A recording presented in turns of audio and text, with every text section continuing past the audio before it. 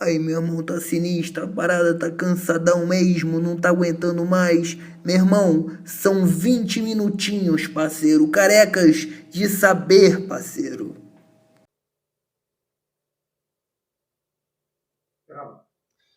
E aí, minha gente, estamos aqui de volta. Opa, peraí que aqui tá coberto, né? Acho que entra uma luz. De novo. Foi? Tá. E aí, minha gente, estamos aqui de volta para mais uma aula de atualidades. Sou o professor Gus e a gente vai continuar hoje a aula de geopolítica do petróleo. Então, na aula anterior, a gente falou, né, justamente do processo onde se inicia a exploração do petróleo, especialmente na região do Oriente Médio, final do século XIX e ao longo da primeira metade do século XX.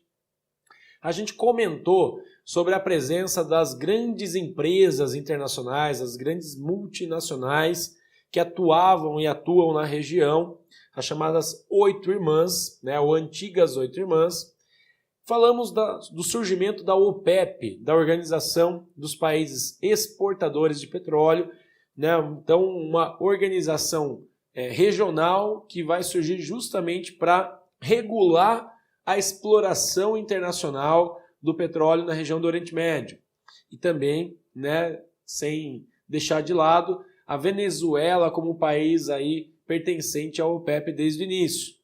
Bom, vamos falar então, né, vamos continuar essa história, entrando agora na segunda crise do petróleo. A primeira crise, ela foi relacionada a um conflito lá na Palestina, conflito entre os judeus de Israel e os árabes palestinos e seus aliados. Já a segunda crise do petróleo, ela vai estar relacionada a um conflito diretamente envolvido com um dos países membros da OPEP, o Irã. Vamos só entender então o que vai acontecer ali.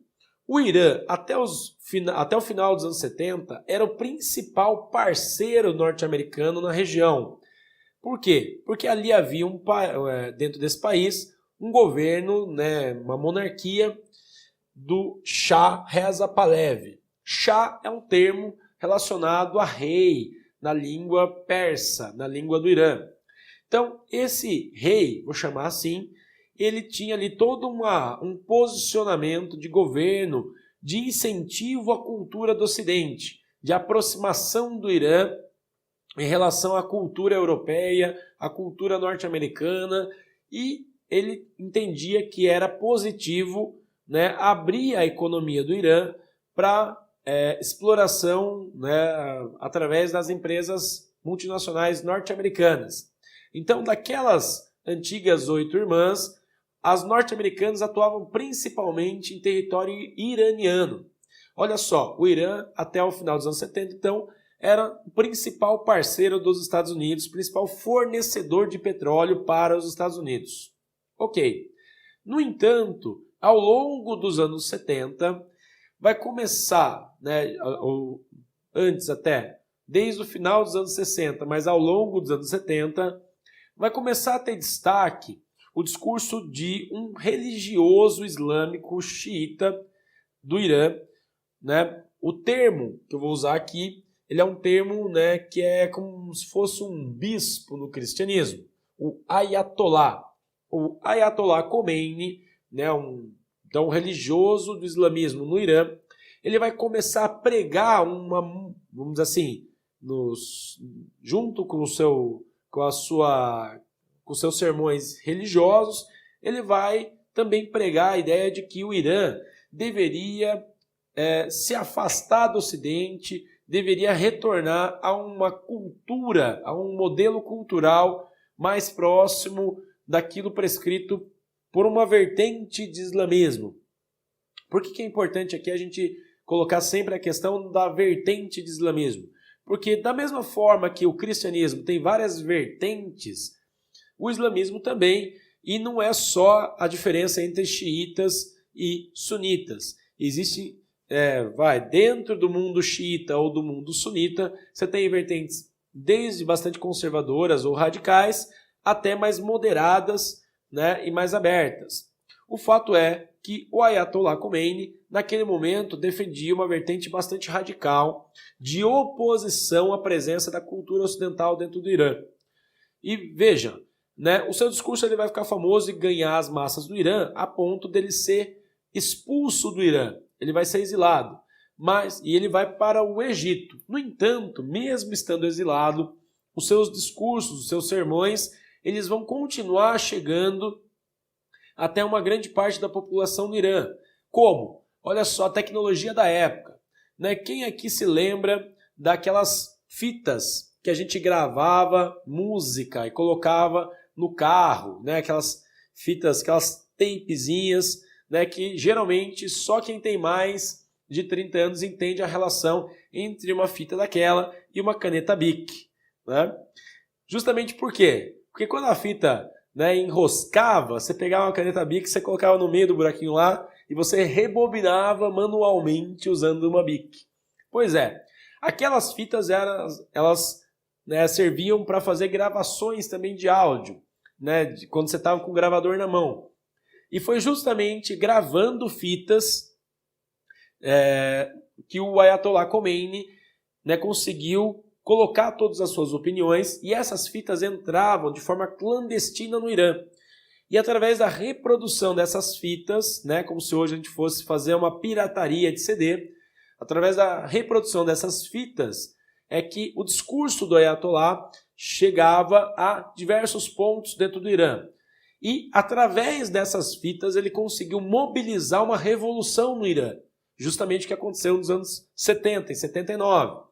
Começa então uma revolução para derrubar o poder do Shah Reza Pahlavi, né, que de fato fugiu do Irã naquele momento, e com a fuga do Shah, você tem ali o retorno do Ayatollah Khomeini, estruturando então um novo modelo de organização política no Irã.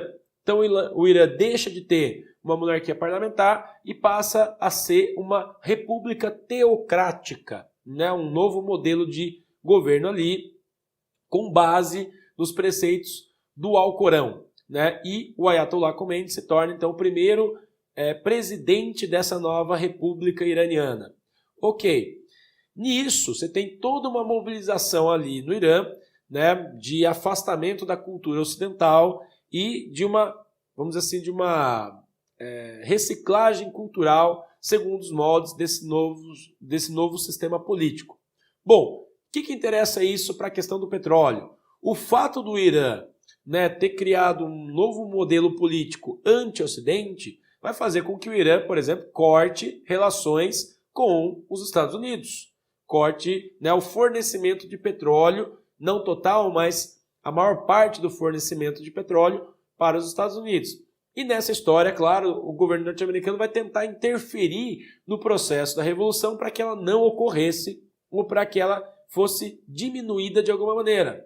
Como isso vai ser notado, é claro, a OPEP, em apoio ao governo novo no Irã, vai estabelecer novamente um modelo de retaliação de guerra econômica, elevando o preço do petróleo para que os Estados Unidos não interferissem na questão da Revolução Iraniana. Então, novamente, a gente tem aí uma elevação do preço médio do petróleo por conta de uma situação de conflito político na região do Oriente Médio.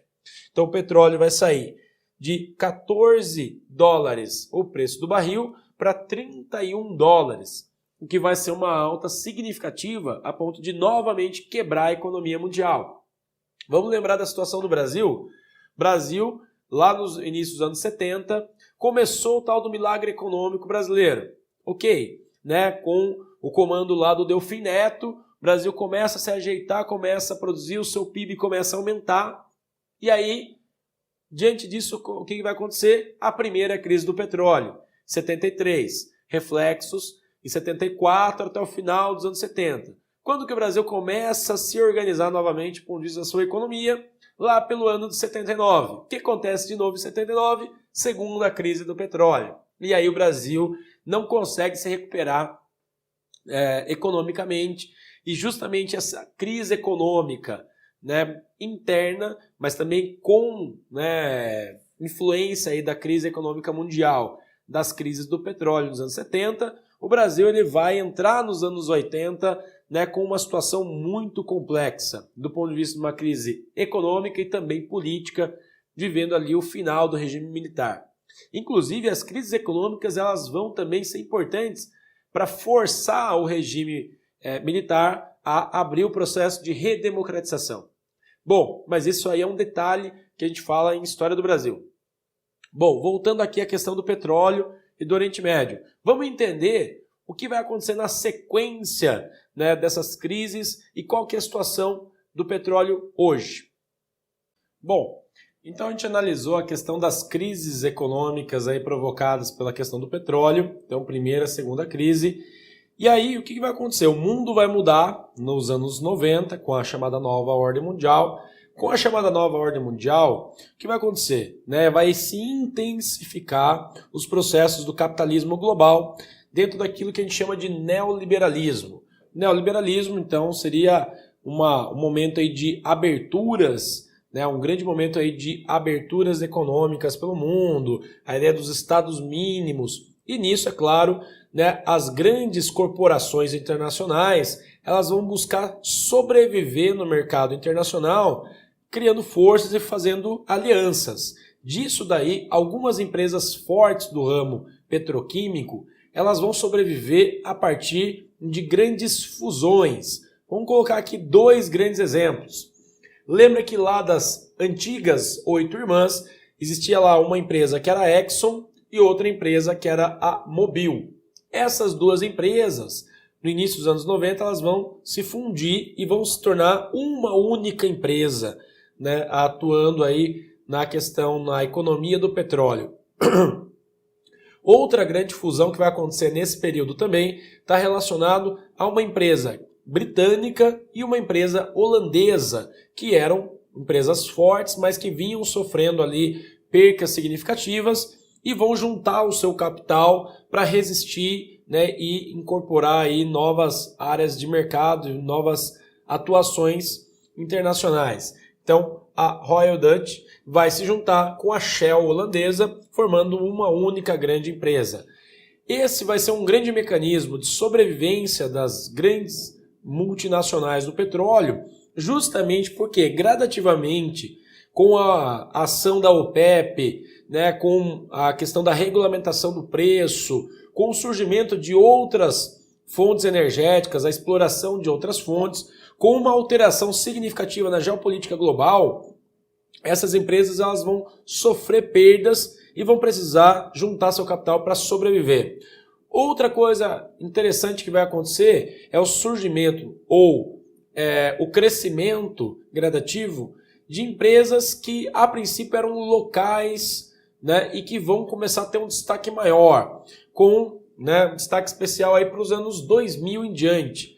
Nos anos 2000 em diante, a gente vai ver aí, em vários aspectos da economia global, da política internacional, uma ascensão dos países emergentes. Aqueles países que eram subdesenvolvidos, mas que passaram a ter indústria, né, em determinado momento da história, e que começaram a crescer economicamente, começaram a aparecer mais. No setor petroquímico, isso também vai se mostrar com destaque, né, para as empresas estatais desses países. E olha só, não confunda, se lá no início da exploração do petróleo, final do século XIX, começo do século XX, você tinha lá a ideia das 7 irmãs, né, as 7 grandes empresas internacionais que atuavam no Oriente Médio. Agora, pós 2000, você tem um novo grupo que vai se formar, as chamadas novas 7 irmãs. Novas por quê? Porque são diferentes daquelas antigas, das multinacionais, principalmente, né, oriundas ou dos Estados Unidos ou dos países europeus. As novas 7 irmãs são empresas estatais de países emergentes ou países ligados às áreas de exploração, de extração de petróleo. Então, exemplo, você tem a Saudi, que é uma empresa estatal da Arábia Saudita. Vamos pegar um outro exemplo que nós conhecemos mais de perto? A própria Petrobras, que hoje compõe um grupo especial de empresas que atua e domina o mercado petroquímico mundial.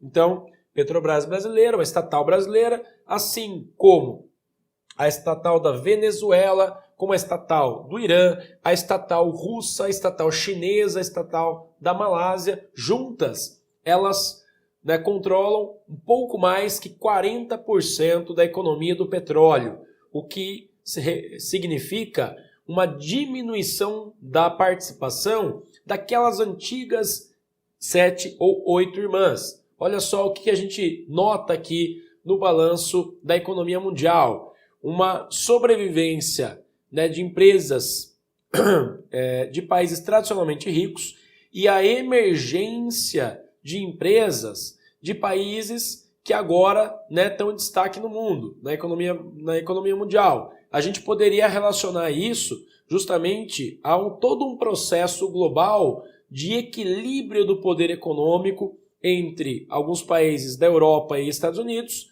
e países aí da chamada periferia do mundo ou do sul pobre, né, como é o caso que a gente discute aí nas questões de economia.